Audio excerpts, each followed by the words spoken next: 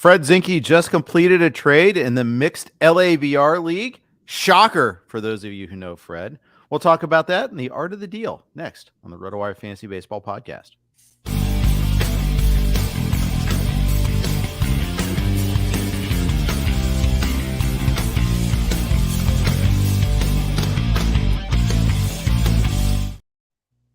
Hey everybody, welcome to the RotoWire Fantasy Baseball Podcast. Jeff Erickson here with Fred Zinkie, Trader Fred, as many people like to call him. Many fine people like to call him that. Fred, how are you? I'm good. I'm excited. I got back into the trading realm of things, so that's a place where I'm very comfortable. Yeah, you made offers to me way back in April when I was having like a daily injury, but I didn't happen. Not quite sure if it would have helped or not. I forget what the particulars were. I remember it was Jacob. It would not have helped you in the end. It was Jacob DeGrom for Paul Goldschmidt.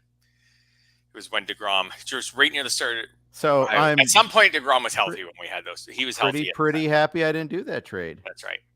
Yes. Yeah. All right. Good. Yeah, I had many other fine issues there when I lost both shortstops. That was fun. Lost Jeffrey Springs there too, but and now Jordan Alvarez. But who's counting? Yeah, that's why I'm not in first place in that league. That's right. I was going to say you called this Fred's 3 keys to making trades, and I'm not sure if we're going to count to 3, but we already stumbled on one of them, which is like, don't take yourself too seriously. Don't take fantasy baseball too seriously. Like when we talked to DeGrom and Goldschmidt, like that trade had the potential to blow up massively for either one of us. Mm-hmm. If DeGrom had pitched this whole season, he'd probably be the #1 overall player, and it would have been an awful trade for me since Goldschmidt's having like a meh kind of season. And then obviously with what did happen to DeGrom, I should give Goldschmidt a little credit. He's on pace for about 25-15. That's not bad. It's fine. Yeah. But anyways, it would not have been anything like DeGrom over 30 starts or even 25 starts. Anyways, so the first key, not that I was planning on this, was is I think don't take yourself or fantasy baseball too seriously. If trade feels right, make it. If it works, great. If it doesn't work, that's fine. Yeah. Relax. No. Yes, relax. But it is true. You're not signing up for a new mortgage or something like that. Have your commitment. You're just making a fantasy baseball trade. Yeah. Okay, so you did make a trade. What was that trade? So in our mixed labor league, which is 15-team roto, I traded Starling Marte and Drew Smyly for Alexis Diaz from your Reds, your and Scott's Reds. I'm not going to jump on the bandwagon. I'm enjoying the Reds, but I'm not going to jump on the bandwagon. That's fine. They're starting to slow down anyhow. There'll be more room later on if you wait. They're super fun. I'm excited about them. Anyways, so I traded Marte and Drew Smyly with Scott Pianowski to get Alexis Diaz, which for me was like, and for Scott, both of us was a really nice category fit. I'm leading in steals and have only one team kind of even within striking distance, and have Ronald Acuna, who gets a lot of them, and then a few other guys chipping in too beyond Marte. And then Scott is leading with saves and only has one team really within striking distance, but had a lot of room to make up in steals. Yeah. How nice to start off with Ronald Acuna. You got the #1 pick correct. You could have gone Trey Turner. You could have gotten, who else? I guess you could have. You could have gone Judge. Yeah. You could have gone. Who else was it? There was a clear top. Jose Ramirez was there, but I didn't feel like he never really did that, right? First. People were taking Jose Ramirez like 3rd or 2nd sometimes, but I felt like it was Acuna, Turner, and Judge who were getting looks at #1. Yep. So I would say tip number 2: 1, don't take it too seriously. 2, find the partner who has the right match for you. Yeah, and for me that was actually a little bit of a winding process where, so I had too many steals, and I just looked at my roster, and I felt like, Marte's just not really doing anything for me. And Marte's having a pretty solid season. Like he's on pace to steal over 40 bases. Which I don't know if many people have noticed, because as far as the Mets go, he's not having a great season. He's kind of just been fine. He's hitting 258 with a 649 OPS. So not good for the Mets, but for fantasy, 258's fine. It's not hurting your batting average, maybe even helping it a little bit. And he's on pace for over 40 steals, maybe even 45. He's currently 6th in the league in steals. His runs probably finish in the 70s unless he picks things up. He's not a power guy, although he could hit a little more, I think, for power than he has so far this year. But anyways, for fantasy, he's been pretty valuable. But he's just not doing anything for me. All these steals he's getting aren't getting me any points in the standings. So I felt like someone could use him more than me. And then what I really wanted at first was a home run hitter, because I'm second last in home runs. And I looked at teams, including yours, Jeff, that were doing much better in home runs than Okay. I just didn't find like what I felt like I didn't feel like what I found was a good fit, and Right. either for value or like maybe some people were doing better in home runs, but it was still tight. So I felt like they probably wouldn't part with a slugger. So then I had to think more creatively. And even though my team's pitching better than it's hitting, I had to look at, where was another category maybe on the pitching side that I can improve on. And for me, that was saves, where I felt like I could get 4 or 5 more points with a closer. And maybe Diaz can help me with my ratios and even grab me a couple more points in the ratios category. So it was a bit of a winding road to get to Scott. But he was the one who had the lead in saves. And like I say, it wasn't what I initially wanted to do. And then I also kind of, like, if we're talking about lessons, so I guess lesson number 2 is you got to be creative. Yep. You got to expand your mind. Like it would make perfect sense for me to just butt my head against the wall trying to trade Marte for a power hitter until I finally found a deal, whether the value was bad or whether it took me 3 weeks or whatever. But I decided that I didn't do that. Maybe I will finish second last in home runs. We'll see. Maybe I won't improve. Yep. But I can improve in other categories, and they count. Right. Same. Like saves. Right. And so if I can get 4 more saves points, that's the same as getting 4 more home runs points. And if all goes right, maybe you get those saves quickly, and then you could trade a closer for a power hitter. Yeah. That's another. Yeah. You can find like to make it a 3-part thing. I mean, you and I basically did that a couple years ago. We made a trade, and I got a closer. I think I traded a closer to you. I think because I had picked up Emmanuel Clase that year. And then I think later on, I traded for Votto, and then I traded away Votto that year. That's right. And you traded me a Ian Kennedy, a crummy. Yes, I was trying to think of a crummy old closer, Ian Kennedy. So Ian Kennedy killed me last year in the NFBC main event. Probably cost me at least 1 place and maybe 2 in my individual league because I was chasing saves. Mm-hmm. So I guess that was payback for me having him help me win in LABR a few years ago. So maybe, yeah. There you go. Karma, cosmic things bring it together. The third part, who initiated the talks? Did you initiate the talks? I did. And one of the reasons I also picked Scott, and I don't know if this needs to be the third tip, but I picked Scott because Scott is typically easy to communicate with. He gets back to you quickly, and he keeps things like in a straight line when you're talking trade, and he's reasonable. So not saying anything bad about anyone else in our league, but I did feel like Scott's one of the people who I would first like to make a trade with, especially because the trade was made on a Sunday night / Monday morning. I emailed Scott Monday night or Sunday night. We completed the deal first thing Monday morning. I didn't have tons of time. It wasn't like I started on a Wednesday trying to make a deal by the end of the week. If I'd done that, maybe I would have gone power hitter, and maybe I would have sent offers out to 3 or 4 people to see where I could, gain some traction. But I wanted to get something done. And yeah, so I did target Scott, first of all, because the categories fit. And I did take the time to look at Scott's team and make sure the categories fit for Scott, because that's often one of my trade tips. Like, don't center your trade talks around your own team. You gotta look at the other person's team. And then, like I said, like I knew if I sent Scott like a 9 p.m. email Sunday night, there's a pretty good chance I would hear back from him Sunday night, and probably, within the hour. And I did. And we went back and forth quickly and then wrapped it up first thing Monday morning. Did you make the first offer? Yeah, it was totally actually that's often when I write articles. One of my other tips is like, you need to put yourself out there. I agree. So I don't hate it, but like, I don't love, and I don't even love, I've done it before and I don't love when I do it. The like where you send the person the email and it's like, hey, I'm thinking of trading a speedster, like maybe Marte. Do you have any interest? Maybe you could, and then like you just beat around the bush, and they write back and they're like, yeah, maybe Marte if the price was right. And what are you thinking? And you go back and forth and back and forth. So I was like, no, I don't think Scott would enjoy that, knowing him, and I wouldn't either. So initial email was, I'd like to trade Starling Marte. I want to trade steals. Looks like you can move up in steals. I'd like to get some saves. Looks like you have some buffer and saves. How about Marte for Diaz? Scott wrote me back and said, I don't love the value of it, but I like to think kind of like I like the premise, but I think Diaz is worth more than Marte. And his email back was very like clean, right? Yeah. A couple sentences. I like the idea. I don't love the value.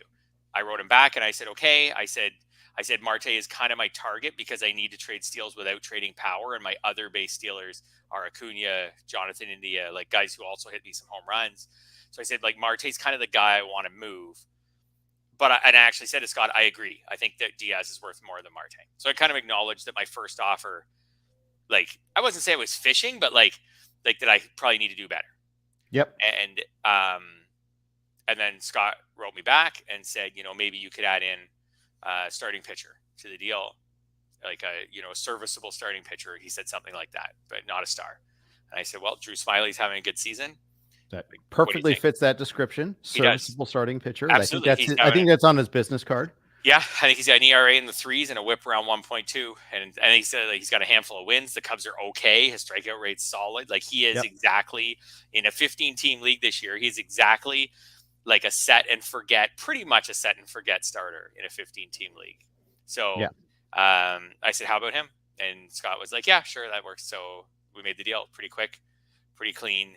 Like I said, like not beating around the bush, not a lot of game playing. When Scott said, I think Diaz is worth more than Marte, I was like, yeah, I see that too. So it's just that Scott, like, when you're trying to get a closer, it's not like Scott's got 6 of them for me to choose from. So it was kind of like Diaz and anyway, so it works out. Hopefully it'll work out well for Scott. He should be able to hold almost all of his saves points, or all of them. And then, I find Scott to be a very easy trade partner. Not easy as in like I win trades, but easy to do business with. Either there's a deal to be done or there isn't. He's not trying to squeeze every last drop of value, but he's getting good value. He's often the one to initiate talks and to initiate offers. I appreciate that. I would average probably, and I'm in multiple leagues with him: baseball, football, hockey. I probably average 2 trades with him per year across sports. So I always like dealing with Scott. I also made a trade on Monday morning for the RotoWire Staff Keeper League. It's actually Monday afternoon, actually. And I tried to make 2 others. I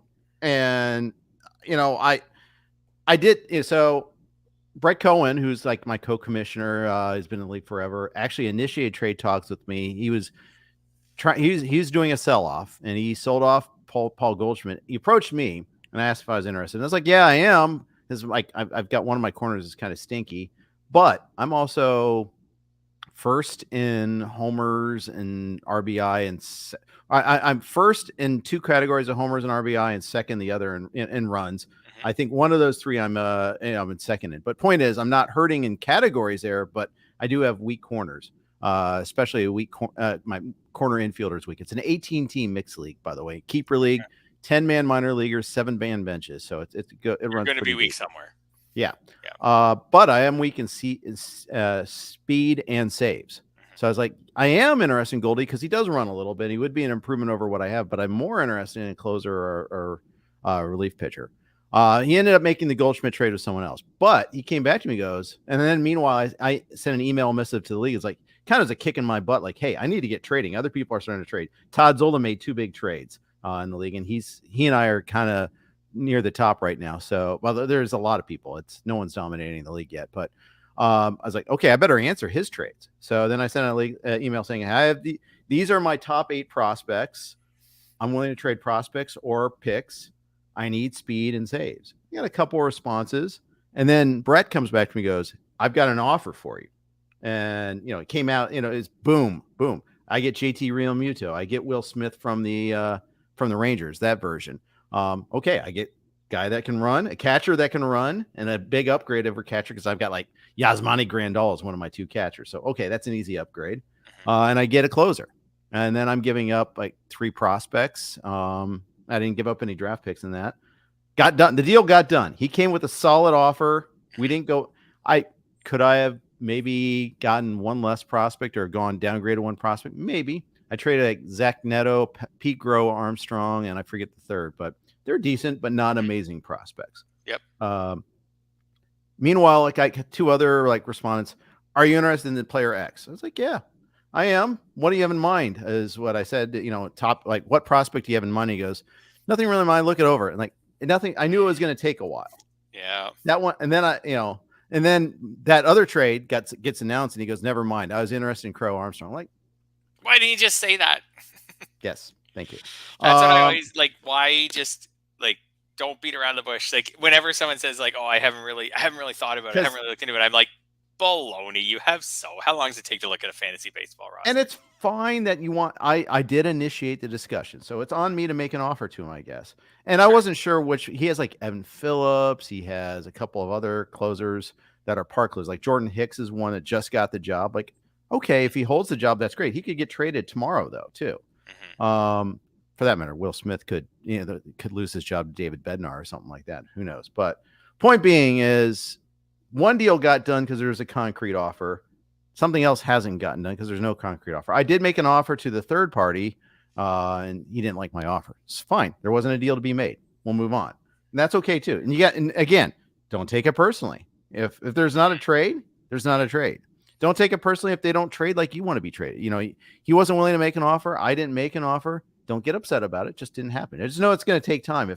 And I wanted to get the deal done this week before roster lock. Get the extra week of possible steals and saves. So we'll see about that. But it is a lesson. Like, hey, you have to be willing to put yourself out there, especially if you're the one sending out the initial missive. But the other guy did.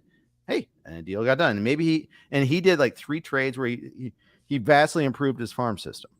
So I would say it starts with someone's got to make the first move. I have sometimes had people reach out to me and say like, "Hey, are you interested in player X?" And I will often write back and be like, "Yeah, sure, for this guy." Right? Yeah. And like now we got an offer. Yep. Right? Now we got an offer. And it's not like, well, maybe this guy. Like if you're interested, let me know and I'll really break it down. Like I will write back and are you interested in player X? And I will write back and say, "Oh yeah. How about for player Y?" And then, or for players Y and Z or something like that. And then we got an offer. Now we've got a starting point. He can write back and say, "Oh, I'm not really into player Y.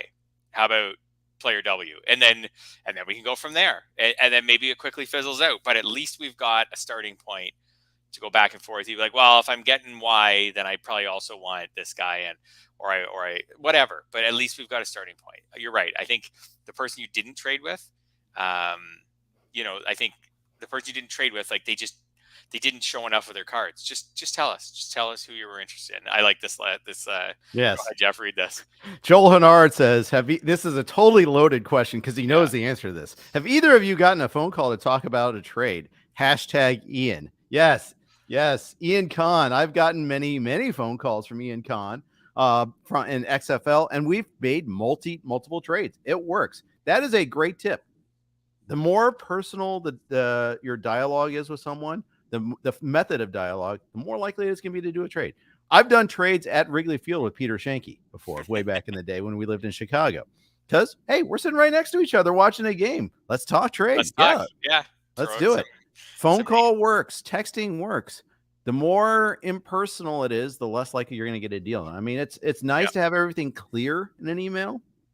But it's also, you get that immediate gratification if you're talking to them. So I like that. A great suggestion, Joel Hernard, about that. One other thing I'd like to say. If you get a reasonable offer, don't try to chisel just to get the sweetener every time. The perfect is the enemy of the good. You can blow up a perfectly fine deal just because you're trying to get that extra inch of value. I know some people are really good about that. But I'll tell you what. I'm in 20-plus leagues. I don't have time to go back and forth with 17 emails. I really don't. And I don't want to do that. So I understand counter offers are fine. You think a 4th round pick is too much. You counter with a 5th or a 6th. Fine. Okay. That's fine. But man, I see so many good deals like, nah, I don't know about this. Now I think about it, I need this. Now, what about this too? And I'm just like, stop. That's enough. I'm done. Yes, some easy ways I've seen. So, for example, I made so many trades in Tout Wars over the years when I did the Tout Wars trading leagues until now I'm in draft and hold. In Tout Wars, throwing in FAAB was an easy way for people to just, if they weren't quite settled, that was an easy way to do it. You know, you're close to the finish line. Someone says, you know what, throw in $50 FAAB, throw in $100 FAAB, whatever, and I'll do the deal. If someone said that LABR, to me, we can't do that. That's right. In Tout, I would almost always just go for it. If I had a deal I liked and someone was like, I like it, Fred, throw in $65 FAAB, I'd be like, sure, let's do it.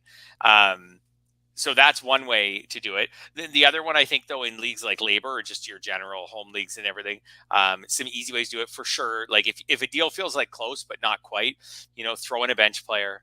Be like, you know, hey, you've got a backup closer type guy on your bench, pretty good reliever.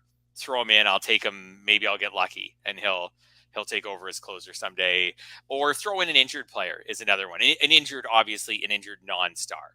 But you've got, you know, in leagues with IL slots, excuse me, you've got this guy who's not really that valuable. Let's say in LABR, I have Jose Quintana. So maybe if I was in a deal with someone and we were right near the finish line and the person said like, I like it. Like, I don't love it. I like it. It's good enough. You know what, Fred? Quintana's going to be back in a few weeks. Throw in Quintana. Who knows what he'll turn out to be. Yep. Right. So those are easy ways if you need a sweetener at the end, rather than, like you said, you blow up the deal and all of a sudden you're like, well, how about instead of Marte, we go to, and then you just put in a completely different headliner in the trade. And then that's just ends up not being, you know, instead of Marte, how about Acuna? Or something like that. So, or if Scott had said instead of Marte, how about Jonathan India, who I would have had to say, sorry, I can't do that because I need as many homers as I can get, so I can't really take him out of my lineup. Right. Now, sometimes what I will do with other owners, when we start doing the trade talks, is, and this I couldn't do this with Scott because of his closer situation, but I might say to them, like, to start, I might say, you have 3 closers. Tell me which one you feel like you'd like to trade, and I'll give you an offer. And then maybe right off the top, the person might say, you know, like, oh, I'm in love with Diaz. This guy's awesome. I'm keeping him. I want to keep Diaz. I trade Diaz, but I want a ton for him. I tell you what, you know what, Fred, Kenley Jansen. I could give Kenley Jansen away for something reasonable, and he's a closer. So then I'm like, okay, there's my starting point. Here's what I'll do. And I do the corollary to that, where like I've got these 3 outfielders. You can choose which one you want in this. Right. In our deal That's here. right. That's right. Yep, exactly. And you know, and when Scott said to me, he said, why don't you throw in like a mid-level or serviceable starter? And I had 2 or 3. If he had just named one, sure, we could have worked with that. But he said to me, like, you've got a few serviceable starters, pick one, and that should do it. So yeah, trying to give the other person like some control over the situation, and you know, starting off that way is always, I think, a better plan. But then you got to get to the offer. So it can't be like, oh, you've got like 3 aces. Like, I want one. Which one would you like to trade? This guy. Oh, okay. What are you looking for? Oh, okay. You know, how many, you know, and you like, okay, he told you which guy. He said, you know, now give him an offer. And by the way, I've been guilty of the converse of every single one of these tips before. Oh, me too. Yeah, for sure. I've been beating around the bush before too, and I've caught myself and been like, Fred, stop it. You're beating around the bush. Recently, I've been bad about that. I'm sometimes slow to respond. You know, I'm terrible with email sometimes. I apologize for that. I try to, you know, make it clear that, hey, I'm really bad. I've been really swamped. Sorry, blah, blah, blah. But yeah, I mean, it sucks when you have an offer out there, no one responds. So I'm bad at that. I got to get better at that. Uncle Ted says 2-for-1 trades are great. Forces them to drop someone, especially the smaller league you're in. That's especially good at getting the one. Of course, everybody's wise to that too. You know, there's always a maxim. Always get the best player in a deal. Well, that's great if you can. Yeah, not totally true. Right. Like in our 15-team league, like when Scott said, give me a serviceable starter, like I did, but I did have to think about it because we are not finding starters on waivers in a 15-team league. Like when Drew Smiley left, I wasn't like, oh, I'll just stream the spot from here on out. No well, especially because we're limited in the number of moves we can. We only have 40 pickups this year. Yep, so there's that. So, basically 2 per week. And Ted makes a good point, though. I mean, it's great if you can do that, especially in a thinner league. But sometimes it's fine to get the depth, too. And 2-for-1s are great in April, for sure. Yes. April, May to get the roster space. And like you said, they're great in 10-team leagues and really good in 12-team leagues. In 15s, they're fine, but the value's got to be there. Like, you've got to factor in what your replacement level is. And my replacement level for Drew Smiley, well, in the end, I was taking out in the end Smiley and putting in Diaz in my lineup. But my replacement level for Marte is not very good. I put Kerry Carpenter into my lineup for the week, for example. So I had bids on Kerry Carpenter in multiple. Not exciting, but it's definitely not exciting. So no, definitely not. Yeah. Joel asked, limited moves. Explain why. Okay, it's a first come first serve league. Yahoo Friends and Family. So it means we're not having FAAB every week. It's just you see something you want to see is available, you pick them up. Great, but it prevents people from streaming like crazy. Now I think maybe the number might be a little too low. I think 50, maybe 60 even would be fine. But the whole point is, I think Scott's point, and Scott Pianowski is the commissioner of the league. Scott's point was, we don't want this to be a race to the waiver wire every single time. And it also, you didn't want to have like willy-nilly streaming. And that way you don't have to worry as much about limits, about innings limits or whatever. But I mean, it's in that way you also don't lock up 17 different players either. So I get it. And I was going to say, in our labor league, where I made this trade is almost like a limited moves league as well, because we have the $100 FAAB with no $0 bids. Right. And you're not going to spend 100. You're not going to add 100 players a season at $1. So, in effect, you only get, I don't know, 40 players a season, something like that. By the time you spend $2, $5, maybe $10, less too, if you go big on one player. Yeah. Like, let's if call you him Ellie, for instance. Exactly. If you grabbed Ellie, there's like 65 or 70 of your dollars, for example, in that league. So, so both of those leagues are moves where, if you do a 2-for-1, that's fine, but you're not going to stream the spot that you created. You're going to have to find someone. And Yahoo Friends and Family is a daily league too. So daily move, first come, first serve, you can pick them up for that particular day. So it prevents like over streaming and all that too. Plus, I have a side story about, sorry for cutting you off, about Friends and Family. I'm always ranting about how I am never first to the waiver wire.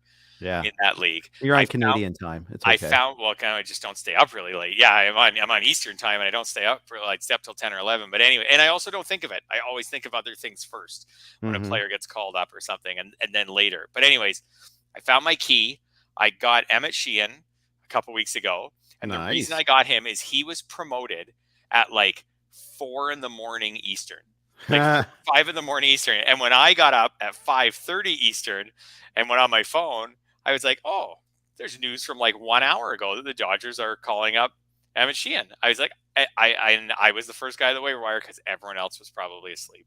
So that's I was not asleep, by the way, at that time. You hadn't gone to bed yet? Actually, I might have gone to bed early because I was in Hawaii. There you go. Yeah, so it was like 11:30. By the way, watching baseball in Hawaii or watching sports in Hawaii is difficult. I'm in Hawaii, so boohoo. Don't cry for me. But like the deciding game, we were there for like Game 5 of the Stanley Cup Finals. Started at like 2:00. Like, baseball game, like weekend day games, 7 a.m. Like, okay, forget it. I'm not going to set my lineup that day in Friends and Family. Okay, fine. Right. Yeah, life's tough out in Hawaii. I understand. It'd be tough to be good at fantasy. It was a hard knock life for me, for sure. I could see I'm an early riser. I could see getting up early in Hawaii, watching a ball game, and then getting out for the day. I could do that. Yeah. Exactly. It's really cool to be there for that, though. All right. Any other trade stuff before we move on to news and notes? No, I don't think so. I've got a taste now of trades, so I hadn't been doing a lot of active trading, so maybe I'll expect an offer anytime soon in one of our leagues together. Maybe I'll see what I can do from here. All right. I want to start relief pitchers. Why? Because there are none. Looking at our list. Yeah. Oh, great. You took the list that I sent you of topics and you decided to go with something that's not a topic. I get it. The point, it's the... Yeah. Tell me your weaknesses. By weaknesses, I'll tell you 3 strengths. The fact is, it's hard to find a closer. I mean, I know there was a lot of buzz on fantasy Twitter. Josh Sabors, I know, like Matthew Davis was big on him. A couple other people are showing screenshots of them picking him up everywhere. That he's now setting up for the Rangers. like, stay away from my Will Smith. Don't do that. I just traded for Will Smith. Don't do that to me. But Saboris is pitching well. He's been the setup guy. And I'm trying to think. McGuff was actually available in 34% of Yahoo leagues on Friday last week, but someone had grabbed him earlier that day, and that's why I noticed. It's like, oh, I missed out on that. He has like 4 saves. Jordan Hicks is a guy that's been picked up lately. But point is, there have not been too many changes at closer.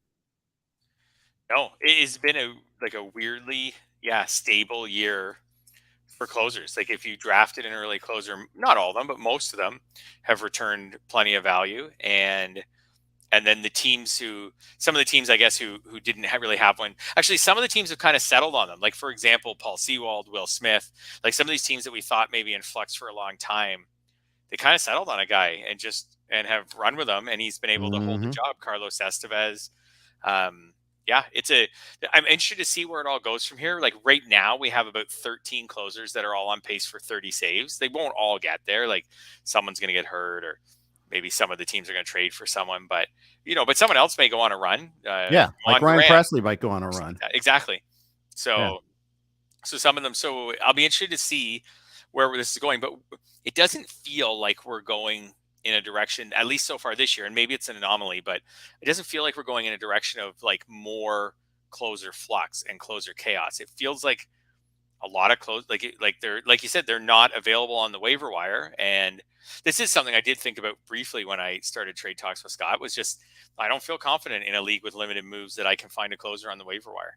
Yeah. And beat everyone out for him and be the savant who sees him coming, or in a tough, league of industry people. So yeah, it's been really hard to find saves on the waiver wire this year.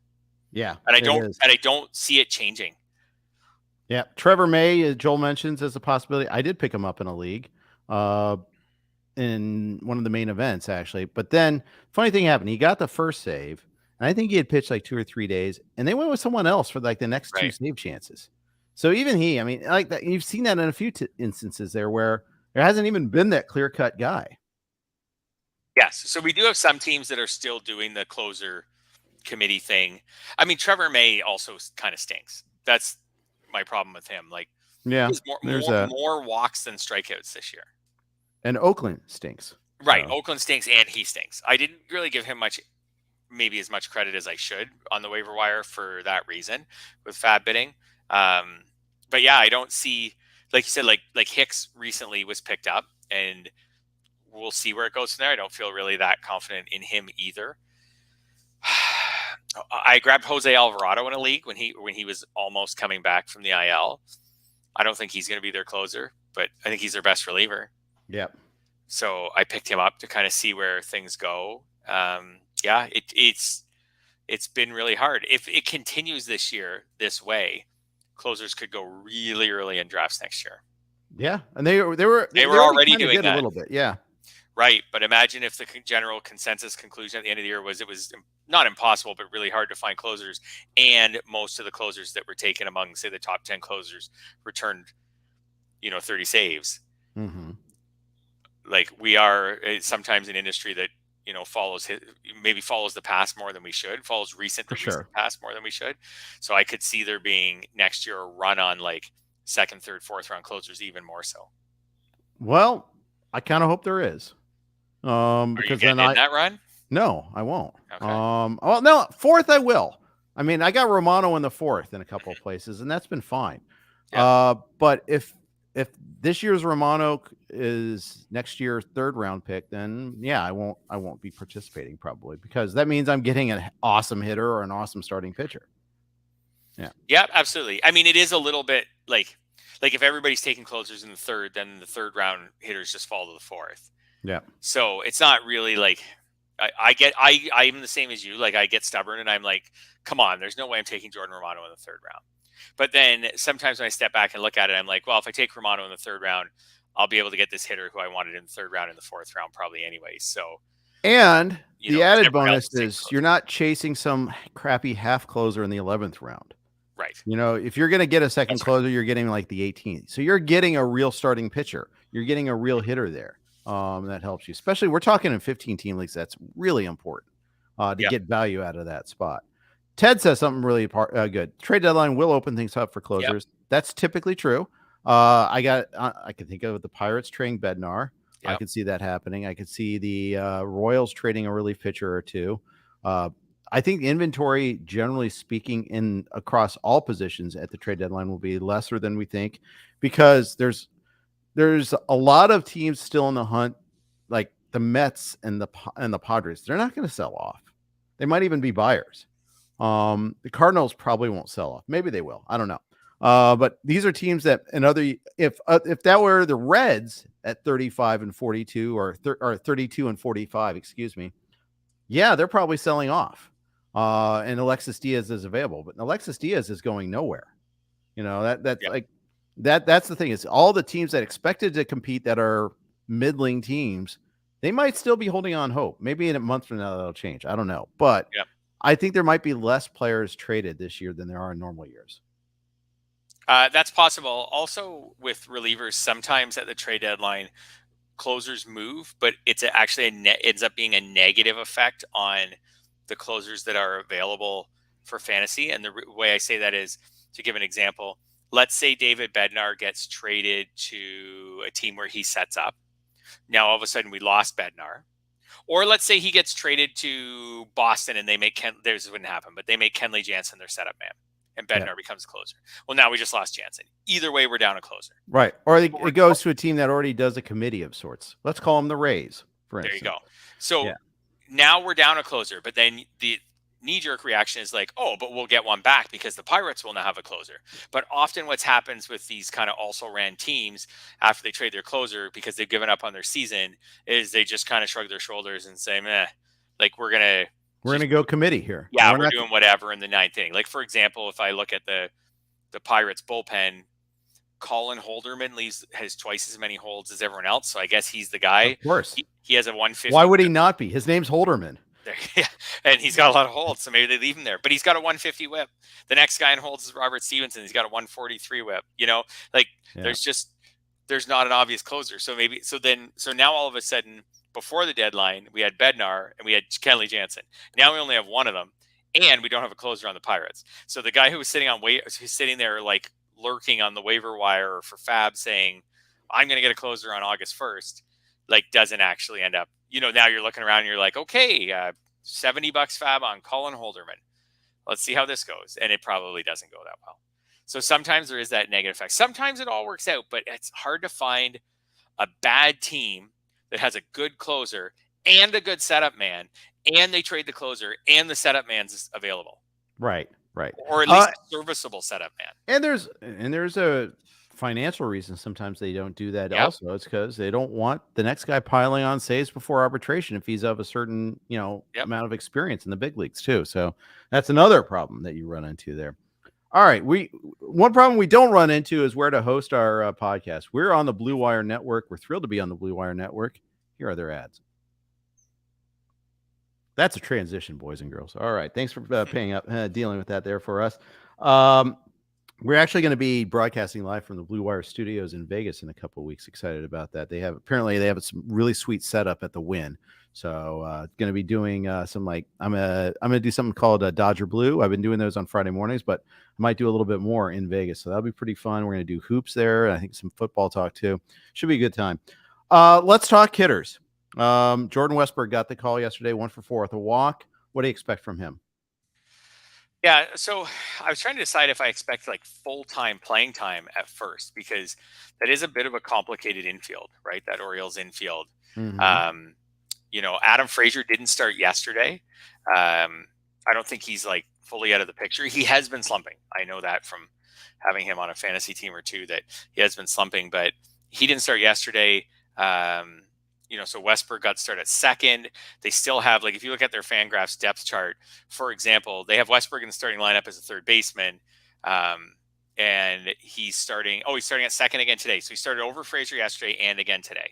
If they're going to put Frazier on the bench, then sure. But they've also got Jorge Mateo as an infielder. They've also got Ramon Arias as an infielder, both of whom on their Fangraphs page are listed on the bench, both of whom started the last 2 days. So what this you're is a trying to say muddy is situation. This is not an Ellie. Forget the fact that he's not an Ellie De La Cruz prospect. This is not a situation where they're like, "Hey, bud, playing time is free and clear. It's all yours. Take 6 weeks and run with it. Let's see what you can do." Like he's going to have to battle for his playing time. yeah, it's a little bit more crowded, but I also think they wouldn't call him up if they weren't going to play him. Yep, me too. But I did want to use this opportunity to make the joke saying, "Down goes Frazier." So there we go. Well played. Oh, thank you. Yeah. Thank you very much. I'm Appreciate glad it. I had a short rant about their infield, which gave you time to brainstorm that. Yeah, no, I was ready to do it, and then you kept going. I was like, oh, okay. I already had it. I wasn't picking up the cues. Yeah. It's okay. Stop. Anyways. I need to make a bad joke. But From a skills set perspective, Westberg is good, not like super exciting. Like last year in the minors, he hit 27 homers in 138 games. So he's got power. He stole 12 bases. Like he can run a bit. This year he had 6 steals. So he can run a bit. He's probably not going to run a lot. Like I doubt with his speed, he comes up to the majors and starts stealing bases like crazy. So, his career batting average in the minors is 278. Strikeout rate's fairly high. It's not wild, but it's a little higher than you'd like to see. So I think he is someone in a 15-team league who you add in a 12. I think you only add him if you're looking for looking for a middle infielder. I think you're probably right. I don't think you chase him like in a 12. In a 15, I think next Sunday, unless this week goes miserably for him, like I think he gets added in 15s next Sunday. I but think not at like $70 or something. I bet you he does go for. I mean, if you look at any so? prospect ranking, he's high. Yeah, and that alone will boost that up. I bet you he'll go for 75 to 100 in many leagues. Wow. Yeah, probably. And I think he'll go triple digits. You might even go 200 in one of those main event leagues. Right. I will not be bidding that much, in part because I don't have that much, but also in part because for the reasons you state, he's not like a category juice type of guy. He's a better real life player than fantasy prospect, I think. So we'll see. And part of my thinking with how much he'll go for is like you said, how much people have left. So I think there'll be leagues where he goes for. Well, again, so much will depend on how he plays this week. But I think could be leagues where he goes for 20 because just no one has a lot of money left. That's probably true. I'm in a couple of those type of leagues. Yeah. Let's stick with the O's. I mean, they're a fun team. As Nick Whalen, my radio co-host, said, this is like a Game Pass series, Reds versus Orioles. Yeah. It's like when you circle around and say, this is going to be fun. Let's watch it. One of the guys that's been really fun this year is Austin Hayes. Previously kind of a middling sort of guy. This year, 319, 8 homers, 34 RBI, 41 runs, and 2 stolen bases so far. He's slugging .510, having a heck of a year. Yeah, I mentioned in our show notes that like this to me is like the absolute perfect example of a post-hype sleeper. Like we had all given up on him being anything other than just serviceable. Yeah, it was kind of at least he's going to play type of player. And then you also wondered the O's with like them starting to trend in a winning direction last year, and then they do have prospects. Like if he had a 680 OPS right now, would they be replacing him? Right, just saying like Austin Hayes, like you're done. Like they're your fourth outfielder for us from now on. Like we got to try some of these younger guys. But he didn't do that. He got off to a really good start this year. Now, here comes the cold water. He has a 398 BABIP, which is almost 100 points higher than his BABIP was entering the season, and his XBA on Statcast is 50 points, 52 if I want to be specific, points lower than his actual batting average. Wow. So Statcast kind of says that he's a little better than he has been the last few years, but not. His average exit velocity is up, so that's good. His barrel rate's up, so that's good. So they're saying he's better than he has been in previous years, but not this much better. Even if we say he could outperform his Statcast data, maybe he's like a 280 hitter or something like that. Right. But that's okay. 280 the rest of the way from Austin Hayes would be pretty good. Sure would. Sure would. And the power's not awesome. 8 home runs in what we're getting close to half a season. So, yeah, I don't know. I think he's a little over his skis right now. He'd be someone I'd be looking to trade if I was the type of guy to make trades. No, if I was the type of guy to have Austin Hayes, I just don't have him this year. I had a lot of Austin Hayes the last 2 years. I missed him. Remember that. Sleeper. Yeah. So he'd be the type of guy maybe I'd be looking to move based on that 319 batting average. Yeah, not a bad idea. But good for him.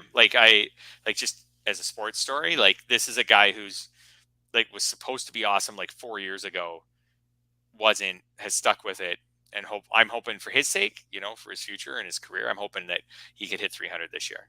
Yeah. Yeah. Joel Hennard asked about Christian Encarnacion Strand not being named to the futures game. Do you think it's because there's a call up coming or just not picked? I think he just wasn't picked. But he might have been not picked because of the position he plays. I know he's working on playing a little outfield because that's where the Reds are going to have an opening more likely than anywhere else. So that might be what's happening there a little bit. But I don't think his call-up schedule was impacted by that or vice versa. I don't think those are intertwined. That's my guess. I haven't read anything suggesting otherwise there. But we will see Encarnacion Strand at some point this year, and he's still crushing the ball down at AAA. Yes. So if I had the FAAB hammer in some NFBC leagues, I feel like I would wait for him before I would spend, like we were talking about, $70 or something like that on someone like Westberg. Unless, of course, you need the middle infield. Unless I needed the middle, right now. All right, so that's a good bridge. We talked about the good. Let's talk about the bad. The Mets lost again. There's 16 games out in the NL East, Fred. 16. You mentioned Jeff McNeil as one of the culprits here, and he is. Asked maybe he's a cut. I don't think he's a cut in a 15-teamer, but maybe you want Jordan Westberg over him at this point in time. Hitting 257, 3 homers, 4 stolen bases. I mean, he's not in 210 or anything, but this is not what you paid for either. No, and this is one of the guys, I have him on not many teams, 1 or 2, but these are the types of players who just slowly siphon your season. They don't play for a month and get hurt. They play, you keep putting them in the lineup. They don't do anything. You wonder, how am I slowly falling behind in all these offensive categories? And it's players like this, McNeil is on pace for about 6 home runs, 8 steals, single digits in both. But that's okay. Mm-hmm. That's actually not surprising. He did that last year. But last year he hit 326. He's hitting 257 with a lower BABIP, but not a super low one, but a lower BABIP. And the runs and RBIs, because the Mets are struggling so much. He's on pace for about 70 runs and about not even 50 RBIs. We're talking maybe 120 combined. The 50 RBI is a killer, especially when you're not getting the other categories that you usually count on there. And the lower average is intertwined with the runs, obviously. If he's hitting 300, well, he's probably got 10 more runs or 5 more runs. I don't know. He is someone who I definitely regret. I overvalued him in draft season. Okay. I counted too much on him being a 310 hitter or something, at least something like that this year. I gave too much.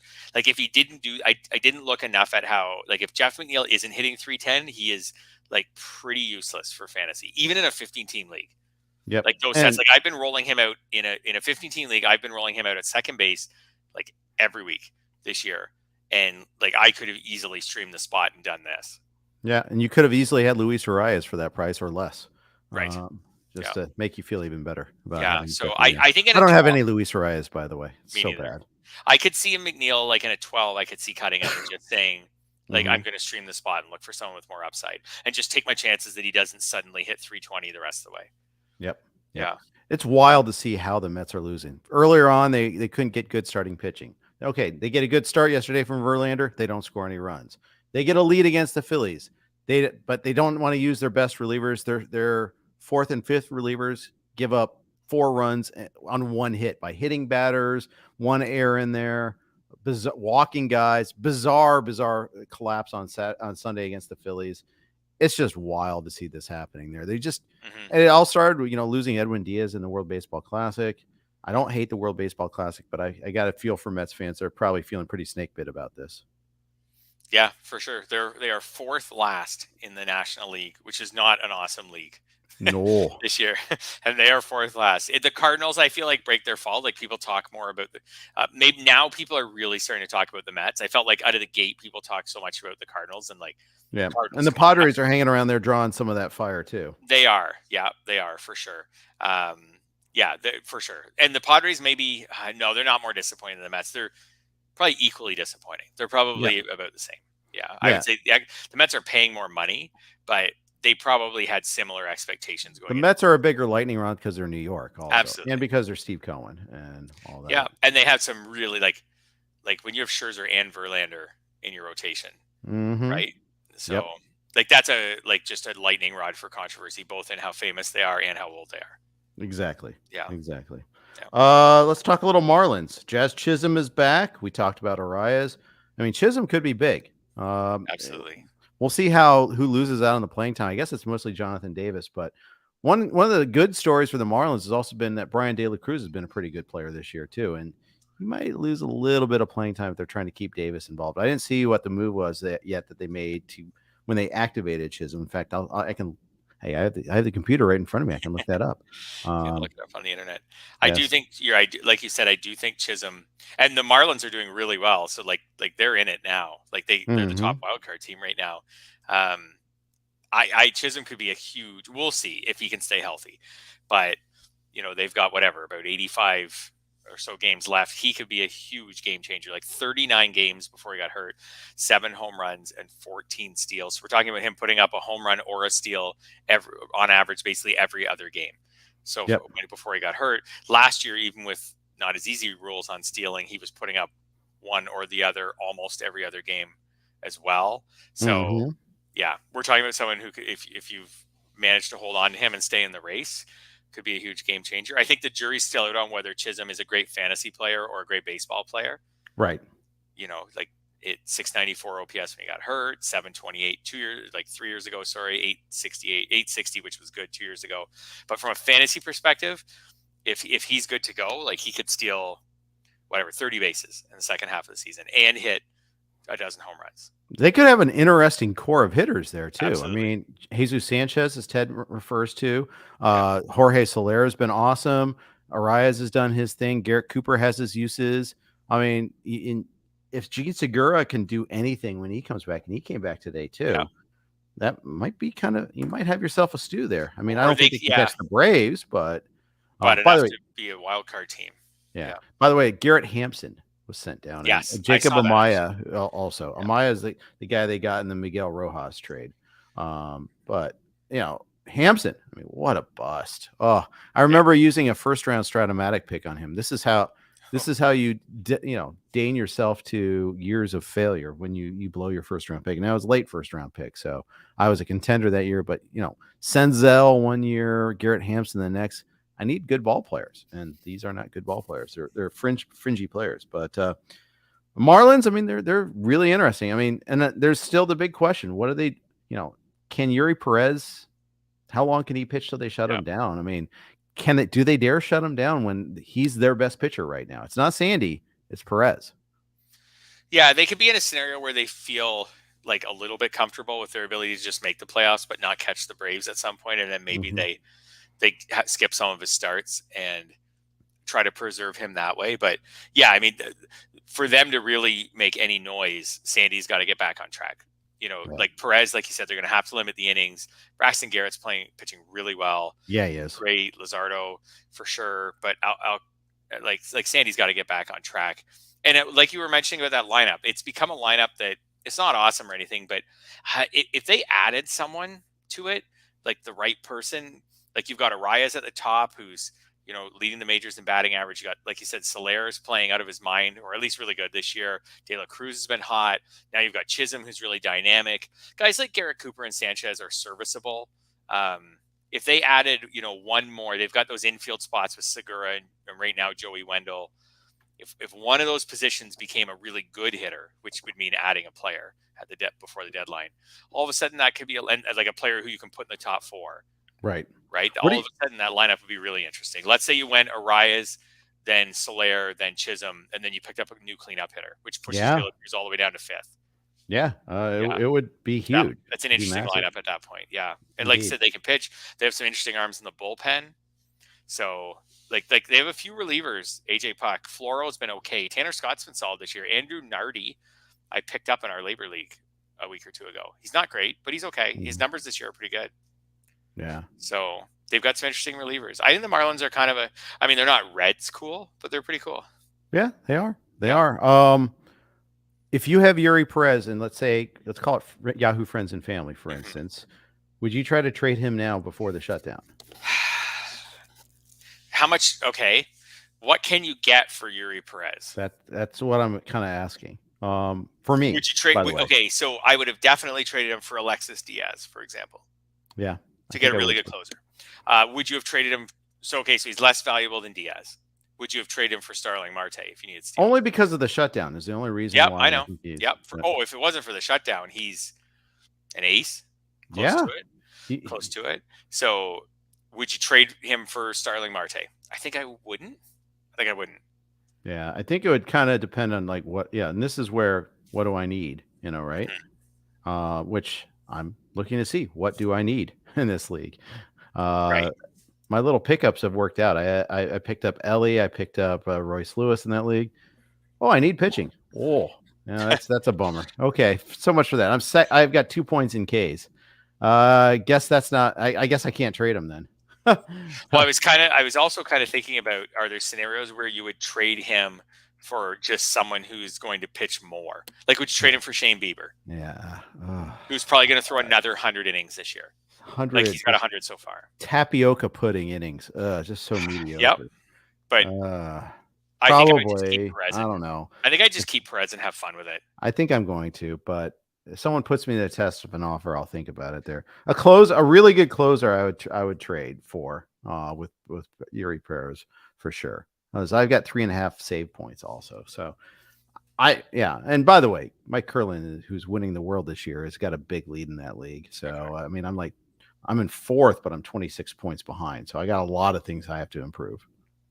Right. Yeah. I think going back to Perez, the problem is, so I would trade him for like Kevin Gausman, like someone who's pitching well and is going to have more length in the second half. And I wouldn't trade him for Shane Bieber. So like, there's no, I feel like if I broke down the list, there's almost no sweet spot. Yep. Like the Gausman manager's probably not going to trade him. No. Just to get a different pitcher. The Bieber manager might jump at it, but because it's a risk. But I guess maybe the sweet spot for trading Perez, since I like to think about these things from all angles, is you have Perez, you're in first place. You just can't afford to not have him for a month at some point. So maybe you do trade him, whether it's Bieber or not, but maybe you do trade him for some tapioca pudding. Just because you're like, in a deeper league especially, like I just can't go without that starting pitcher spot. Yep. I guess that maybe that's the sweet spot. And there will be Perez teams out there, obviously, who are in first place. For sure. He's been really helpful. Yeah. All right, let's talk a couple of pitchers before I sign out here. Reed Detmers, another great outing yesterday. You ask, has he turned the corner? You get to answer your own question. Great. It certainly looks like he has. I mean, it's not just, we're talking 4 starts in a row with at least 8 strikeouts. The only thing about Detmers is the walks are concerning. So he's still walking about 2 batters per start. It's not the worst, but like the walks are a little bit concerning. But yeah, I think maybe he has turned the corner. Like he's striking out batters at a rate that we haven't seen before. If he can keep that up, his K per 9 right now this year is 11.1. Like that's elite. So like the walks may keep him from being like a low 3s ERA pitcher or a 2s or something. But how about this? I don't know if you've got him up in front of you, but how many wins does Reed Detmers have this year? Oh, I already know the answer. That's 1 and 14 starts. Stinking win. 3.77 ERA. Yep. 1 win. He has no decision last night. That's like kind of the story of his season there. But yeah, I mean, he's been so good lately. I mean, over the last 30 days, 2.05 ERA, 0.91 WHIP, and he's gotten 1 win to show for it. So there you go. But people don't realize Reed Detmers is still just 23 years old. He got called up in his first year as a pro in 21, and made 5 starts then. So I think, and then last year he had a good stretch in the second half. Remember, he threw the no hitter. Was it a no hitter or a perfect game? I forget. I say no. I want to say no hitter. Got sent down shortly after that, and then because he struggled, and then came back a better pitcher afterward. Yes, that's right. Yeah, it was a no hitter, by the way. It came with 2 strikeouts. Yes, it was a really weird no hitter. It was only 1 walk, but it came with 2 strikeouts. Wasn't quite a Joe Cowley no hitter. No, Yes. And then they held him back a bit, and a week later, he didn't even throw 4 innings. And then things went he wasn't great from there, not a lot of length. And then, like you said, he got sent down, then he came back. His final numbers last year were not bad, like 377 ERA, 121 whip. So, like, that's not bad. And right now, his whip's worse this year, and his ERA is the same. But if you look at what he's been doing lately, it does seem like maybe he's, like, ready to turn the corner. Yeah. Right? Yeah. So, and like you said, he's really young. He's not a post-type sleeper like Austin Hayes, but I do think some people, maybe myself included, had already kind of settled in on, like, Reed Detmers is fine, but maybe he's not great. He could be great. Could be. Yeah. In contrast, his teammate Tyler Anderson has not been great. Although last 2 starts have been fine. 9 Ks in Coors Field. Gave up 3 runs in 6 innings, but whatever. It's Coors Field. But for the year, it's still really bad. 554, 154. You got to judge more of the bases of the whole year instead of just the last 2 starts, unless he somehow magically added some velocity or something. But the Dodger devil magic is gone with both him and Andrew Heaney. That's right. Yeah. So those of us who just stayed away from both of them, just saying they're not on the Dodgers anymore, I just can't trust them. Yep. This time we're right. It's just interesting that this Dodgers magic, it doesn't seem like the Dodgers taught these pitchers something that they were able to take to their new teams. Right. Because they've just gone right back to, like, Andrew Heaney, like, he's just gone right back to not his worst that we've seen him, but like his ERA this year is almost the same as his ERA in his career. His FIP this year is worse. His whip is a little worse. Like, Tyler Anderson's been unplayable. And which is, by the way, is the extent of his career. Yeah. Actually, Tyler Anderson's been worse. Like, this is the ERA he has this year and the whip he has this year would be the second worst in his career outside of one season where he made just 5 starts as a Rocky. Like, every year that he pitched for the Rockies of any significant amount of innings were better than Tyler Anderson so far this year. Wow. That's how bad it's been. So it's like he didn't, from last season when he had a 1.00 whip, like, none of that, he was not able to bring any of that to the Angels. Right. Now, some of this, he also was, he had to, it's so hard to isolate, Dodgers versus new rules, for instance. Yep. Like, these guys are all pitching in a different environment this year. Maybe the Dodgers had elite defense behind them, elite sign stealing behind them. I don't know. But, there's something about that, even the Dodgers haven't been able to capture as much. You notice they haven't. I mean, they've got prospects that are good, but, Tony Gonsolin is struggling lately. We saw Thor, who just got punished. So, it's harder to pitch now. Where do the Dodgers rank in team ERA? Quick guess. Middle. And it's mostly because their bullpen's horrible. 24th. Not even middle. 24th. I would have never, if you said that to me, I would have been like, oh, I know they're not having a great year, but like you said, I would have said, like, might have even said like 12th or something like that. Yeah. Like, oh, and I know the bullpen hasn't been good, but I would have said like 12th or something like that. Anyways, 24th. Bullpen's only 26th, so it's not like the bottom end of the middle, Fred. Yeah. Yeah. Their rotation is, I'm looking for it, 16th. Yeah. Their rotation. Their 16th. bullpen. So this is a very, very un-Dodgers like. Yeah. Like the Astros have continued to shove as far as pitching. The Rays, not as much lately, though. By the way, if you do but on the days, season, they're starting to. They're well over 4 in the last 30 days. So yes, but on the season, the Astros and the Rays are the top 2 ERAs. They've continued to shove. The Yankees, who have pitched pretty well overall the last few years, they're still pitching well. It's the Dodgers are the one team, like you said, with the new rules this year, and I don't know if that's fully the reason, but it's not the whole reason. But they have really dropped off. Indeed. Yeah, and they, like you said, they couldn't sprinkle any Dodgers magic on Syndergaard. Yeah. Yeah. The one other pitching note I want to hit before we sign off is AJ Smith-Shawver got sent down. You ask if he's a cut. I mean, we'll see Soroka pitch once before we have to make this decision, unless you're in a daily moves league. This one totally caught me by surprise. I didn't see this one coming at all. Yeah, the only thing is that Smith-Shawver hadn't been as dominant as we were hoping, I think, since he was up. So that, like, I'm assuming the Braves may have felt the same way. But yeah, I didn't really see it coming either. He had a 114 whip. Was like I said, I don't feel like he was totally striking out batters as much as we had hoped. But I mean, his last start was in Cincinnati. Right. The Reds were on such a heater. He struggled, but the Reds were on such a heater, and before that he was okay. 5 home runs allowed in his last 2 starts. I don't know. Maybe he's only down for a few weeks for them to just work on some things and bring him back up. I think I would mostly cut him. Like unless I was in like a 15 and just like I'm not cutting him for a reliever. For Eric Swanson, I always like to bring him up. Like it's just as a good middle reliever. Like I'm not cutting him just to get rid of him. But I think in most circumstances, I would probably cut him. Yeah, I might give it an extra week just to see if he shoves in 2 minor league starts and Soroka struggles in 2 major league starts. Yeah. We'll see. But aside from that, yeah, I think unfortunately it's probably a cut in most formats where you just don't have the depth to hold on. So here's a good question for you: would you at all factor in how much you spent to get him? Honest answer is yes. Yes. The proper answer is no. Yes, right. I agree. It shouldn't matter if you were. I got him in a league for like 45, so in an NFBC league, so I'm totally comfortable cutting him. If I in a different league, if I had spent 125, I would not want to cut him, and it shouldn't matter. Yeah, but it is. It definitely is. I guess maybe it matters in the sense of how much you bid on him 3 weeks ago or 4 weeks ago might have been indicative into how desperate you were for pitching.